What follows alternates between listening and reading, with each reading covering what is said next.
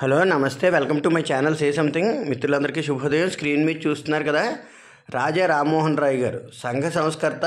మహిళల అనేక ఈతి బాధలపైన, ముఖ్యంగా సతీ సహగమనం, వారికి ఉండే ఆస్తి హక్కులు, వీటన్నిటిపైన కూడా ఒకప్పుడు దాదాపుగా 250 సంవత్సరాల క్రితమే అనేక మహిళల పట్ల జరుగుతున్న దురాచారాలు, అలాగే సమాజంలో అనేక దురాచారాలకి వ్యతిరేకంగా నిలిచి వాటన్నిటిని ఇలా సజావుగా కాదు ఇంకోలా కరెక్ట్గా జరుపుకోవాలి, సజావుగా జరుపుకోవాలని వాటన్నిటి గురించి ఉద్యమించిన ఒక గొప్ప సంఘ సంస్కర్తనే కాదు, రైటర్ కూడా. అంటే ఆదర్ అంటారు, యాక్చువల్గా ఆదర్ ఆర్ రైటర్ అనమాట. అవి చూసుకుంటే రచయితగాను, సంఘ సంస్కర్తగాను ఎన్నో విధంగా కొన్ని ఉద్యోగాలు అవన్నీ కూడా చేస్తూనే అవన్నిటికీ ఉద్యమించిన ఒక గొప్ప వ్యక్తి అని చెప్పచ్చు. అత్యంత ప్రభావశీలమైన వ్యక్తుల్లో, అంటే భారతదేశంలోనే సమాజాన్ని 200 సంవత్సరాల క్రితమే ప్రభావితం చేసిన వ్యక్తుల్లో రాజా రామ్మోహన్ రాయ్ గారు కూడా ఒకరు. దాదాపుగా వివేకానంద, రాజా రామ్మోహన్ రాయ్, ఇంకా చాలామంది ఆ టైంలో మనకు దాదాపుగా ఇంకా కొంతమంది ఉన్నారు కదా. అంతకుముందు రామకృష్ణ పరమహంస ఇంకా సన్యాసికి సంబంధించి, అంటే ఆయన ఆ ధర్మానికి సంబంధించి ఉన్నారు. వీరు అలా కాదు, ఆ ధర్మానికి సంబంధించిన లోతుల్లో కూడా కొన్ని తప్పులను అవన్నీ బయటికి తీసి అవి అలా ఉండడం వల్ల రాను రాను ధర్మానికి బేటలు వాడతాయని చెప్పి వాటిని సంస్కరించుకుంటూ వచ్చారు. అందుకే విధంగా సంఘ సంస్కర్తలు అయ్యారంటే మనకి ఇక్కడ గురజాడ అప్పారావు గారు కానీ, కందుకూరి వీరేశలింగం పంతులు గారు కానీ, అనేక మంది గొప్ప వాళ్ళు ఉన్నారు కదా. వీళ్ళు కూడా దాదాపుగా గురజాడ అప్పారావు గారు, కందుకూరి వీరేశలింగం పంతులు గారు కూడా ఈ దాదాపుగా మనం చూసుకున్నాం కదా, ఆడవాళ్ళ సమస్యల పట్ల కూడా ఉద్యమించిన వాళ్ళు అనమాట. అప్పట్లో ఆడవాళ్ళ సమస్యలు ఎంత భయంకరంగా ఉండేవో కొన్ని ఉదాహరణలు కూడా మనకు చాలా వరకు చూసాం ఈ విధంగాను. అయితే వీరి వివరాల్లోకి వెళ్ళే ముందు ఒక్కసారి ఎక్కడ పుట్టారు ఏంటని తెలుసుకునే ముందు వివరాల్లోకి వెళ్తాం కదా.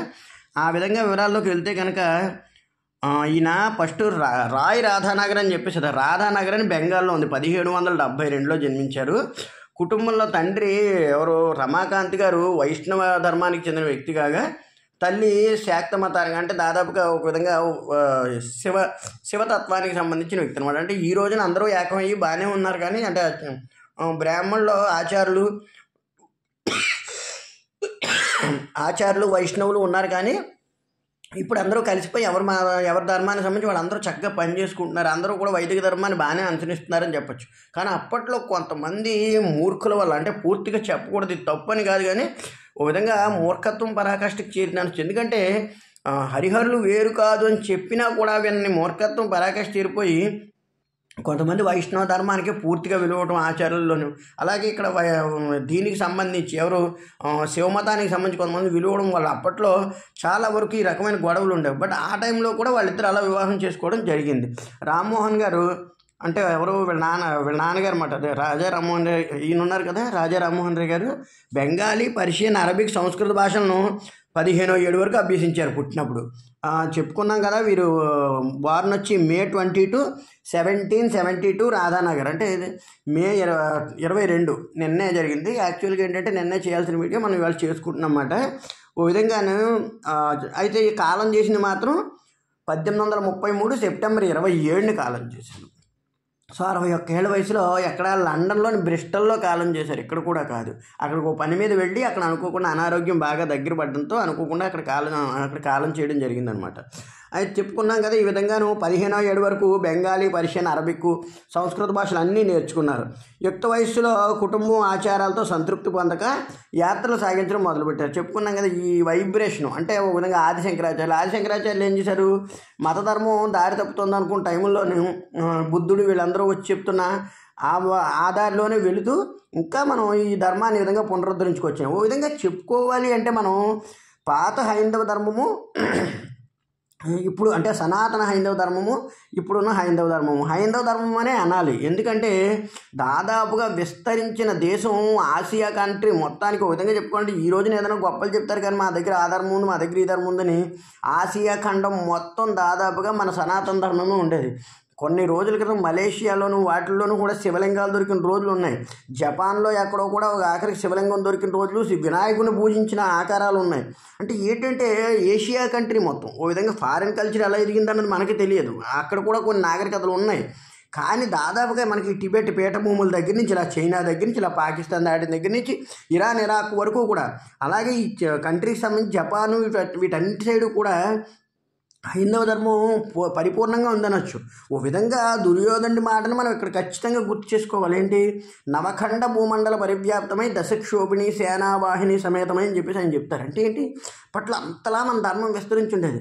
అయితే మన ధర్మంలో కొన్ని ఆచార వ్యవహారాలు చాలామందికి కంటగింపుగా ఉండేవి. అలాగే వాటిల్లో లోతులు కూడా కొన్నిసార్లు ప్రజలను ఆలోచింపచేసి ఇబ్బంది పెట్టేవి. ఇబ్బంది పెట్టడంలో వాటిని కొంతమంది యాక్సెప్ట్ చేయక బయటకు వచ్చి ఈ విధంగా ఇబ్బంది పడి వేరే ధర్మాలకు వెళ్ళమన్నారు. కానీ అన్ని ధర్మాలు కూడా తమని తాము నిజానికి చెప్పుకుంటే సంస్కరించుకోలేకపోయాయి. చాలా ధర్మాలు వచ్చాయి కానీ వాటికి సంబంధించి రూల్స్లో ఏదో రాసుకున్న దానికే కట్టుబడిపోయారు తప్ప దాన్ని సంస్కరించుకోవడం లేదు. కానీ హైందవ ధర్మం అనేటువంటిది, ఎందుకంటే హైందవ ధర్మం అనేటువంటి కూడా హైందవ నాగరికత అనాలి మనం. నాగరికత వెలసిందే ఈ హిందూ దేశంలో, ఇంకా సింధు ప్రాంతంలో వెలసిన ఈ నాగరికత అన్నిటికంటే కూడా అత్యంత పురాతనమైనది. గ్రీకు నాగరికత అంటాం కదా, దాన్ని మించిన పురాతనమైన నాగరికత మనది. ఆ నాగరికతలోంచి వచ్చిన ఈ గొప్ప ధర్మం ఇదంతా కూడా మనకి ఈ విధంగానే, అంటే ఎలాగ మనిషి బ్రతకాలి అంటే అందరికంటే ముందర విధంగా చెప్పుకుంటే భారతదేశమే. ఎందుకంటే అలెగ్జాండర్ దండెత్తే నాటికే ఆయనకి 25,000 సైన్యం ఉంటే మనకి 1,00,000 సైన్యం ఉంది. అంటే గ్రీకు వాళ్ళు ఇంప్రూవ్ అయ్యే నాటికే మనం ఇంప్రూవ్ అయిపోయాం, పాలించేస్తాం. అందుకే రాముడు పాలించాడంటారు కదా. ఆ విధంగా చూసుకుంటే మహారాజులు పరిపాలించారు. విధంగా పురుషోత్తముడిని కూడా అలెగ్జాండర్ అన్నాడు, నన్ను మించిన రాజును నేను బంధించలేను, ఏదో అనుకుంటే వేరే దారిలో బంధించవలసి వచ్చిందని. ఒక విశ్వవిజేతలా అనుకున్న వ్యక్తి అతను అంతలా బంధించాడంటే అతను ఎంత బలవంతుడు. ఆ విధంగా ఆలోచిస్తే భారతీయ ధర్మం ఎప్పటి నుంచో మూలాలు ఉన్నాయి, పూర్తి మూలాలు ఉన్నాయి. ఆ మూలాల్లో ఉన్న లోపాలను సంస్కరించుకుంటూ ఈ రోజుకి స్టిల్ ఇంతమంది దేవుళ్ళని పూజిస్తున్నాం. ఎంతమంది ఒక్కొక్కరు ఒక్కొక్క మార్గాన్ని వెతుక్కుంటూ, నిజానికి కొంతమంది వినాయకుడు, కొంతమంది ఆంజనేయుడు, కొంతమంది శివుడిని అందరినీ పూజించడం, మళ్ళీ పండుగలు వస్తే అందరినీ కలుపుతాం. ఇదే సమైక్యవాదం అంటే. ఓ విధంగా చెప్పుకోవాలంటే సమకాలీన ధర్మం, సనాతన ధర్మము, ఆ ధర్మాలన్నిటినీ ప్రోధి చేసుకుంటూ ఓ విధంగా ముందుకు వచ్చాం. వాటన్నిటికీ కూడా రూపాంతరం ఇచ్చి వాటిలో ఉండే కొద్దిపాటి లోపాలని సవరిస్తూ ఆ ధర్మాన్ని జాగ్రత్తగా పెట్టిన వాళ్ళే ఈ రాజా రామ్మోహన్ రాయ్ గారు కానీ, ఆదిశంకరాచార్యులు కానీ, తర్వాత వచ్చిన ఈ రాజా రామ్మోహన్ రాయ్, వివేకానందుడు, ఇంకా గొప్ప వాళ్ళు చాలామంది ఉన్నారు మనకి. వీళ్ళందరూ కూడా అయితే వీళ్ళు ఏం చెప్పారంటే, విపరీతమైన ఆరాధనల వైపు వెళ్ళిపోయి కాలాన్ని వృధా చేసుకోకండి. దేవుడు మనకి ఎప్పుడు ఎదురుగుండానే ఉంటాడు. వారికి చిన్న నమస్కారం చేయండి, లేదా వారికి నచ్చినప్పుడు ఆరాధన చేసుకోండి, మిగతా సమయాన్ని పనికి ఉపయోగించుకోండి. అలాగే మూఢాచారాలను చాలా వరకు తగ్గించుకోండి. అవి దురాచారం అనిపిస్తే దాన్ని ఎలా సంస్కరించుకోవాలని నేర్చుకోండి అని చెప్పారు అంతే. అంతేగాని వీళ్ళు పాడు చేసుకోమని చెప్పలేదు. నిజానికి ఎవరిలాగో మీటింగులు పెట్టి మీరు ఇందులో ఉంటే నాశనం అయిపోతారు, అందులోకి వెళ్తే నాశనం అయిపోతారని ఎవ్వరూ చెప్పలేదు. ఒకటే చెప్పారు, సంస్కరించుకోండి. చక్కగా అది మీకు ఇబ్బంది అనిపిస్తుందంటే దాన్ని ఎంతవరకు చేస్తే మంచిదంటే పెద్దవాళ్ళతో కలిసి మాట్లాడుకుని దాన్ని ఎంతవరకు చేయాలని తగ్గించుకోండి అని చెప్పిన వాళ్ళు వీళ్ళందరూ. అంతేకాని ధర్మాన్ని వదిలిపోండి అని చెప్పలేదు. ఎందుకంటే వాళ్ళు కూడా ఆ ధర్మంలోనే పుట్టారు. ఆ ధర్మమే సనాతనంగా వెలుగుతోంది. ఎందుకంటే సనాతన ధర్మం ఆచారాలను మనం ఫస్ట్ నుంచి కూడా, మన ఆచారాలను మనం చూసుకుంటే మనం ఉత్తమమైన విలువలతోనే ఈ ధర్మాన్ని నడిపామని చెప్పచ్చు. ఆ విషయంలో రాజా రామ్మోహన్ రాయ్ గారు ఒక అడుగు ముందుకేసి సంఘాన్ని సంస్కరించారని చెప్పచ్చు. అయితే చెప్పుకున్నాం కదా, ఈ విధంగాను వివరాలకు సంబంధించి సంఘ సంస్కరణలో ఏమేమి తీసుకొచ్చారు ఆయన. సతీసాగమనాన్ని రూపుమాపారు. విధంగా సతీసాగమనం అంటే మనకు తెలుసు కదా, భర్త చనిపోతే భార్య కూడా సతీసాగమనం చేసేవారు. దాదాపు పాండురాజు కాలం నుంచి కూడా ఇదంతా ఉంది మనకి, అంటే భారతం అంతకుముందు అవన్నీ కూడా. అయితే ఈ ఆచారాన్ని ఆయన అప్పట్లో మనకి విలియం బెంటిక్ కూడా సహకరించారని చెప్తారు కదా. విలియం బెంటిక్ సతీసాగమనాన్ని నిషేధించారని, బెంటిక్ టైంలోనే రామ్మోహన్ రాయ్ గారు కూడా ఉన్నారన్నది ఒక టాకు. అయితే రామ్మోహన్ రాయ్ గారు క్లియర్గా ఏమన్నారంటే, ఈ సతీసాగమనం అన్నది స్త్రీ జీవితాన్ని అక్కడితో ఆఫ్ చేసేస్తుంది. 5 సంవత్సరాల వయసులోని 7 సంవత్సరాల వయసులో కూడా పెళ్లి చేసేసే రోజుల్లో భర్త చనిపోతే 7-8 సంవత్సరాల పసిపాప చనిపోవాలి. పసిపాప కింద లెక్క. 100 సంవత్సరాల మనిషి జీవితంలో 7-8 సంవత్సరాల పసిపాప కింద లెక్క. ఇది అంతవరకు న్యాయమని ఆయన గొంతెత్తి నినదించాడు. చాలా వరకు పోరాటంతో దాదాపుగా అవన్నీ తగ్గుకుంటూ వచ్చే విధంగాను సతీసాగమనాన్ని ఆ విధంగా నిషేధించడంతో బెంటిక్ కూడా అధికారం ఉండేది కాబట్టి అప్పుడు అతనికి బెంటిక్ కూడా ఈయనకి సహకరించి అది ఆపాలి. నిజమే, ఒక అమ్మాయిని కాదు అక్కడ ఒక ప్రాణాన్ని తీసే విలువ మనకు లేదు కదండి. ఈ విధంగా మన ధర్మాన్ని మనం సంస్కరించుకుంటూ చాలా ఎదురుకు వచ్చేసాం. ఈ రోజున ధర్మాల గురించి మాట్లాడేవారు ఎవరు చెప్పక్కర్లేదు. మన ధర్మం గురించి, హైందవ ధర్మం తనని తాను రూపాంతరం చెందుకుంటూ వచ్చింది, తనని తాను సంస్కరించుకుంటూ వచ్చింది. ఒక సంస్కరించుకున్నటువంటి ఒక చక్కటి సనాతన ధర్మం మన ధర్మం. అంతేకాని ఎవరో చెప్తే మారాల్సిన అవసరం మనకు లేదు. కానీ మన ధర్మంలో మన లోపాలు మనకు తెలుసు, వాటిని సరిదిద్దుకోవడం తెలుసు. మిగతా వారందరూ సరిదిద్దుకోవాలంటే వారికి ఉన్న ఉన్మాదాన్ని వాళ్ళు సరిదిద్దుకుంటే సరిపోతుంది. తర్వాత హిందూ పూజారుల అధికారాన్ని ధిక్కరించి ఆ కాలంలో సాధారణమైన బహుభార్యత్వం నేరమని జనులకు చెప్పారు. అంటే దాదాపుగా అప్పట్లో రాజుల కుటుంబాలు అవన్నీ కూడా ఇద్దరు ముగ్గురిని చేసేసుకోవడం, వివాహాలు అవన్నీ చెప్తుంటే అది కూడా కరెక్ట్ కాదు. ఒకళ్ళే ఇప్పుడు రాముడు ఏకపత్ని వ్రతుడని ఆ రోజుల్లో ఎంతైతే ఆ ధర్మం నిర్ణయించిందో, ఆ తర్వాత రాజులు నలుగురు ఎదురు చేసేసుకున్నారు, తర్వాత గొడవలు అయ్యేవన్నీ అయ్యి.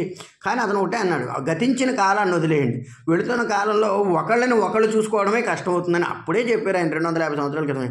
ఒకరిని ఒకరు చూసుకోవడమే కష్టమవుతుంది. ఒకరికి పుట్టిన పిల్లల్ని చూసుకుంటూ ఒక భార్యని చేలుకుంటూ జాగ్రత్తగా ఆవిడతో సంసారాన్ని గడుపుకుంటూ ఉండాలి. అంతేగాని కోరికల కోసమో, కామం కోసమో, ఇంకొక దానికోసమో అందరినీ కూడా ఈ ఆడవాళ్ళని ఇబ్బంది పెట్టకూడదు. సతీసాగమనం, అలాగే బహుభార్యత్వాన్ని నిషేధించడం, ఆడపిల్లలకి ఆస్తిలో హక్కు రావాలని మొట్టమొదటిసారి నినదించిన వ్యక్తి ఓ విధంగాను. ఎందుకంటే అప్పట్లో ఆస్తి హక్కులు అనేటువంటివి మొత్తం మగవాళ్ళకి ఇచ్చేసేవారు, ఆడపిల్లలు నడి రోడ్డు పడిపోయేవారు. కానీ ఇక్కడ చూస్తే మనకి ఒక గొప్ప విషయం గుర్తొస్తుంది. ఆ రోజు ఆయన నినదించాడు కానీ అవ్వలేదు. ఎప్పటిదాకా అవ్వలేదు? దాదాపు 83 రామారావు గారు చివరికి అవ్వలేదు, మనకి ఎన్టీ రామారావు గారు చివరికి, అంటే 200 సంవత్సరాలు ఈయన చెప్పినా కూడా అవ్వలేదు. కానీ నినదించారు, ఒక విధంగా వినిపించారు, వాణి వినిపించారు. ఆ తర్వాత చాలామంది గొప్ప వాళ్ళు వినిపించినప్పటికీ అవ్వలేదు. ఒక విధంగా చెప్పుకోవాలంటే పెద్దరామ సీనియర్ ఎన్టీఆర్ గారు పుట్టినరోజు కూడా 28వ తారీఖునే ఉంది. ఖచ్చితంగా వారి దాంట్లో ఈ అంశం చేర్చుకోవాల్సిందే. ఎందుకంటే ఆయన చాలా పోరాటం లేదు. ఆడపిల్లలు ఉంటే పాపం ఒక్కొక్కసారి అబ్బాయిలు తీసుకుపోతే ఆడపిల్లలు పరిస్థితి, భర్త ఏమన్నా కాలం చేశాడంటే ఆ ఆడపిల్లకి దిక్కెవరు, అత్త మామ చూడకపోతే దిక్కెవరు, ఇవన్నీ కూడా నినదించడంతో సుప్రీంకోర్టు కూడా ఆ విషయాన్ని ఒప్పుకుంది. ఆ విధంగా వాటికి ఆజ్యం పోసింది రాజా రామ్మోహన్ రాయ్ గారు అనే చెప్పొచ్చు అనమాట. అలాగే సామాజిక న్యాయ మతపరమైన ఉద్యమాల్లో మానవత్వాన్ని ప్రధానంగా తీసుకున్నారు. చెప్తున్నాం కదా, మానవత్వాన్ని తీసుకున్నారు తప్ప మతాచారాలను మానేయమని చెప్పలేదు ఆయన. చాలామంది ఏం చేస్తారంటే ఫిలాసఫీగా చెప్తారు, ఫిలాసఫర్లు అంటారు. వాట్ ఈస్ ద ఫిలాసఫీ అనేది చెప్పేసి అసలు ఏమీ లేదన్నట్టుగా వాదిస్తారు, ఏమీ ఉందన్నట్టుగాను వాదించరు. మధ్యలో గోడ మీద పిల్లి వాటర్లా చెప్పే ఫిలాసఫీ కాదు వీళ్ళు చెప్పింది. పర్ఫెక్ట్ ఫిలాసఫీ ఏంటంటే నీకు ఈరోజు మొత్తం పూజ ఉంటే ఆ పూజని నువ్వు ఆ రోజు ఎంతవరకు చేయగలవో అంతవరకే చెయ్యి, చేసి మిగతాది భగవత్ సంకల్పం అనుకో, బయటికి రా, నీ విధి నువ్వు నిర్వర్తిస్తూనే భగవంతుడిని సమీకరించు. పాతంత కాలంగా ఇప్పుడు మనం పూర్వంలో చూస్తున్నాం. పూర్వం అయితే రోజు ఇల్లు కడిగేవారు, అట్లయితే 2 రోజులకు ఒకసారి ఇల్లు కడిగేవారు. అనకూడదు మరి, ఆడపిల్లలు ఈ విధంగా ఏదైనా ఇబ్బందులు వస్తే బయటికి తీసుకెళ్ళి కూర్చోబెట్టేవారు. ఇప్పుడు ఏం చేశారు, తగ్గే చాలా వరకు ఇంటి సైడ్ దగ్గరికి వచ్చారు, మనం జాగ్రత్త కడుక్కుంటున్నాం. అంటే ఎన్నో సంస్కరణలు అవన్నీ తీసుకొచ్చాం. అదొకటే కాదు, ఇంకా చాలా ఉన్నాయి కదా. ఏదైనా పండగలు వస్తే ఉపవాసాలు ఉండేవారు ఖచ్చితంగా. ఆ ఉపవాస దీక్షలను కూడా తగ్గించుకుంటున్నాం. ఎక్కడికక్కడ సంస్కరించుకునేదే సరైన ధర్మం. ఆ ధర్మంలో హైందవ ధర్మం అత్యంత ముందుగా ఉంది. ఎందుకంటే ఎన్నో సంస్కరణలు తీసుకొచ్చాం, ఎన్నో విధాలుగా ఉంటాం. నిజంగా ఈరోజు మనకున్న స్వేచ్ఛ ఎవ్వరికీ లేదు.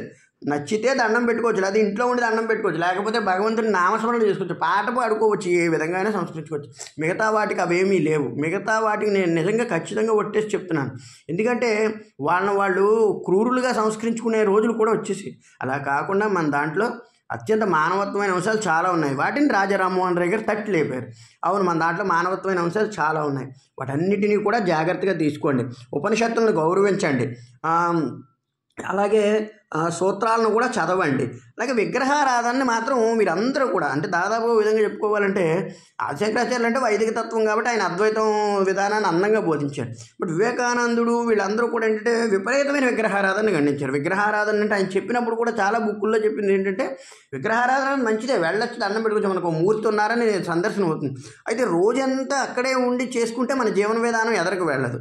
అందువల్ల ఆ జీవన విధానంలో ఉంటూనే వాటికి వెళ్ళాలి. ఎప్పుడైనా వెళ్ళి దండం పెట్టుకోవాలి. అలాగే అఖండానందాన్ని పొందుటకు ఆధ్యాత్మిక చింతన, భగవంతుని జ్ఞానం, ఉన్నత మార్గాలని. భగవంతుని ధ్యానం అంటే ధ్యానించుకోవడం. ఇప్పటికీ ఏం చేస్తాం, మనకి ఏదైనా అనిపిస్తే, ఏదైనా పండుగ వచ్చిందంటే ఒక పాట పెట్టుకుంటాం. రాముల వారి పండుగ వచ్చిందంటే చక్కగా ఇంట్లో పాట పెట్టుకుంటాం. ఈరోజు సెల్ ఫోన్లో పెట్టుకుని విని ఈరోజు రాముల వారి పండుగ, రాముల వారు అలా ఉండేవారు, ఆ విధంగా అనమాట. అంటే ఎన్నో రకాల మార్గాల్లో మనం బయటకు వచ్చాం. వాటన్నిటికీ రాజా రామ్మోహన్ రాయ్ గారు చక్కగా ఎదరికెళ్ళారని చెప్పొచ్చు.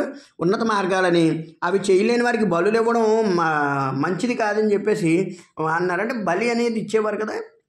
ఇప్పటికీ కొన్ని చోట్ల ఆచారాలు కొనసాగుతున్నప్పటికీ చాలా వరకు తగ్గాయి. నిజం చెప్పుకోవాలంటే అది కూడా ఒక విధంగా కొంతవరకు మంచి నిర్ణయం కాదు. కాకపోతే అది అమ్మవారికి సంబంధించింది, అది సంబంధించిన ఎన్ని వేద ధర్మాలు చెప్పినప్పటికీ ఇప్పుడు చాలా వరకు తగ్గాయి. అది కూడా బాగుంది నిజంగాను. ఎందుకంటే కొన్ని తగ్గాల్సిన అవసరం ఉంది. దైనందిన జీవితంలో అప్డేట్ అయిపోతున్న జీవితంలో కొన్ని అభిప్రాయాలు జాగ్రత్తగా మార్చుకోవాలి. వాటి అన్నింటినీ కూడా మార్చుకుని వచ్చింది కాబట్టి స్టిల్ మన సనాతన ధర్మం, మన హైందవ ధర్మం దానికంటే గొప్పది ఏది లేదు నిజం చెప్పుకోవాలంటే. అలాగే అందరికీ విద్య, ముఖ్యంగా మహిళలకు విద్యను సమర్థించాడు. చాలామందికి నేర్పించేవారు ఆయన ఇంగ్లీష్ నేర్చుకున్నారు. ఇంగ్లీష్ ఎందుకు ఇప్పుడంటే ఖచ్చితంగా రేపు పొద్దున వీళ్ళందరూ ఈరోజు దాడి చేసినట్టు, ఈరోజు మనల్ని పాలించినట్టు రేపు పొద్దున ఇంకొకళ్ళు వచ్చి మన మూర్ఖత్వాన్ని పరాకాష్ఠగా చేసుకుని పాలించే రోజులు వస్తాయి. అలా వద్దు, మనకి అనేక భాషలు తెలియాలని అప్పట్లోనే వాళ్ళందరితో మాట్లాడి, అలాగే అప్పటికే చాలామంది చదువుకుని పెద్దవాళ్ళు ఉన్నారు, వాళ్ళందరితో మాట్లాడి ఇంగ్లీష్ విద్యను బాగా ప్రోత్సహించి సంస్కృత పాఠశాలకు, అలాగే సంస్కృత పాఠశాలకి ప్రభుత్వం నిధులు ఇచ్చేది.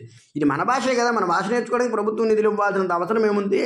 మనకి ఎలాగో వచ్చిన భాష కాబట్టి ఇది నేర్చుకుందాం. At the same time English భాషను మాత్రం బాగా ప్రోత్సహించారు. అయితే బ్రహ్మ సమాజాన్ని స్థాపించారు. తాను అనుకున్న మతపరమైన దురాచారాలను నిర్మూలించడానికి. బ్రహ్మ సమాజం చాలా బాగా ఎదిగింది. మనకి స్క్రీన్ మీద కూడా ఫోటోలు చూస్తున్నాం కదా, వారికి సంబంధించిన పోస్టల్ స్టాంపులు, వారికి సంబంధించిన మాన్యుమెంట్లు, ఆ విధంగాను. రవీంద్రనాథ్ ఠాగూర్ గారు గురించి మనం వీడియో ఒకటి చేసుకున్నాం. వారు కూడా ఇలాగే వాదించారు. అయితే వారు ఆధ్యాత్మిక చింతన వైపు ఎక్కువ వెళ్ళదు, కానీ రామ్మోహన్ రాయ్ గారు వీళ్ళందరూ కొంచెం ఆధ్యాత్మిక చింతన వైపు వెళ్తేనే సంఘ సంస్కరణ సాధ్యమవుతుందని చెప్పిన వాళ్ళు అనమాట. ఆయన చెప్పినప్పుడు రవీంద్రనాథ్ ఠాగూర్ గారు అన్నారు, రామ్మోహన్ రాయ్ ఓ విధంగానే భారతదేశంలో పుట్టినప్పుడు అమావాస్య అంధకారం అనుభవం ఉంది. ఎవరు ఏం చేస్తున్నారో తెలియని పరిస్థితుల్లో సాంఘిక దురాచారాలు ఎక్కువైపోయి వాటన్నిటినీ సంస్కరించిన ఒక గొప్ప సంస్కర్త. చీకటిలో మినుగురు పురుగు వంటి వాడైనా, ఎందుకంటే ఎంత చీకటి ఉన్న ఒక్క మినుగురు పురుగు ఆ వెలుగు చాలా కాన్ఫిడెన్స్ ఇస్తుంది. ఆ విధంగా ఆయన చాలా కష్టపడ్డారు ఆ విషయంలోనూ. చాలా ఎన్నదగిన సంఘ సంస్కర్తని అదే అన్నారు కదా, అన్నిటినీ తగలబెట్టే చితిమంటలు పెట్టగా జ్ఞానమనే జ్యోతిని మాత్రం వెలిగించిన. ఎంత బాగా చెప్పారు సరే, అన్నిటినీ తగలబెట్టే చితిమంటలు పెట్టగా జ్ఞానమనే జ్యోతిని మాత్రం వెలిగించారు. అంటే కేవలం జ్ఞానమనే జ్యోతిని వెలిగించడానికి ఆయన కష్టపడ్డారు తప్ప అన్నిటినీ ధర్మాన్ని పాడు చేయడానికి మాత్రం ఆయన రాలేదు. అదే రాజా రామ్మోహన్ రావు చెప్తాను. బిరుదులు ఉన్నాయి వీరికి. రాజా అని ఎవరిచ్చారంటే వీరికి మొఘల్ చక్రవర్తి అక్బర్ ఇచ్చారు. అక్బర్ అంటే ఆ పాత అక్బర్ కాదు, ఔరంగజేబు గారు 4వ కుమారుడు ఉన్నారు. మనం చెప్పుకున్నాం కదా, సంభాజీ గారికి అత్యంత సన్నిహితుడిన. ఓ విధంగానే మన ధర్మం పట్ల కొంచెం గౌరవం వ్యక్తి. అందుకే అక్బర్ 2 చాలా గొప్పవాడని చెప్తారు. విధంగా అక్బర్ 2 అంటారు ఈయన్ని. ఔరంగజేబు గారి 4వ అబ్బాయి అనమాట. ఇతనే తండ్రిని వ్యతిరేకించేవారు. మనం ఎలా ఉంటే ఏ పాలన చేయలేదు, ఇంత క్రూరత్వం పనికిరాదని. ఓ విధంగా మంచివాడు. సంభాజీ గారికి కూడా చాలా సహకరించాడు. కానీ పాపం దొరికిపోయినప్పుడు అక్బర్ కూడా వేరే ఊరు వెళ్ళిపోయారని చెప్పేసి చెప్తారు. ఈ విధంగా చూసుకుంటే అంటే చరిత్రకారుల ప్రకారం అక్బర్ 2 అనేవాడు పర్వాలేదు. తర్వాత రెండోది ఏంటంటే ఆధునిక భారతదేశ పితామహుడు అని బిరుదు. అలాగే పైనీర్ ఆఫ్ న్యూ ఇండియా, అలాగే యుగకర్త, అలాగే ప్రవక్త, భారత పునరుజ్జీవ ఉద్యమ నేత అని చెప్పేసి అది ఉద్యమ పిత అంటే తండ్రితో సమానమైన అంటే ఇవన్నీ కూడా ఆ విధంగా అనమాట. వారిని మరొకసారి స్మరించుకుంటూ జయంతి శుభాకాంక్షలు తెలియజేసుకుంటూ ప్లీజ్ సబ్స్క్రైబ్.